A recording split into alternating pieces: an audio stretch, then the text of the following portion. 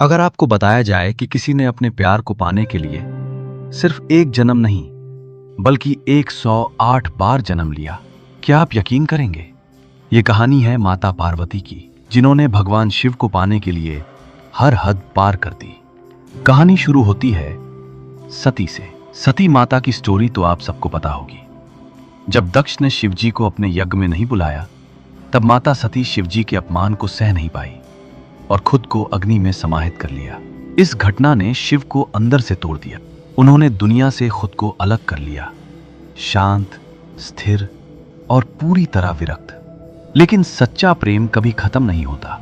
कहा जाता है कि सती ने 108 बार जन्म लिए, सिर्फ एक उद्देश्य के साथ, शिव को फिर से पाना।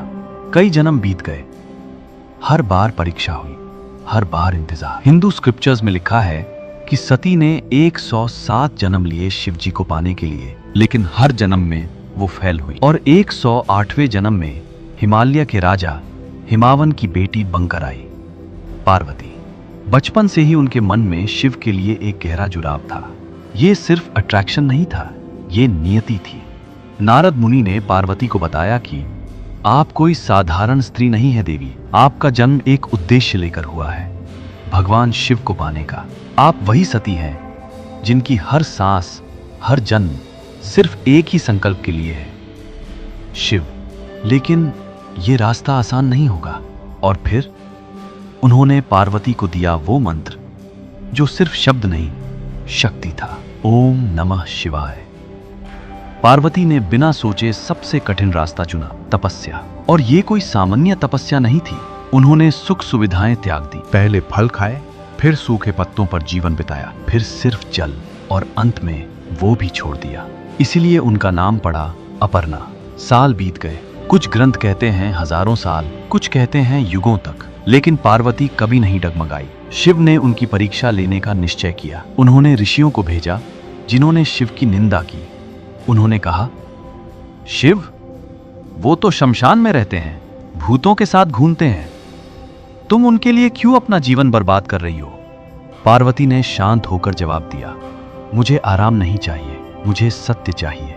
मुझे कोई राजा नहीं, मुझे महादेव चाहिए। सारे ऋषि हैरान हो गए। फिर स्वयं शिव एक वृद्ध ब्राह्मण का रूप लेकर आए। इस बार पार्वती क्रोधित हो गई।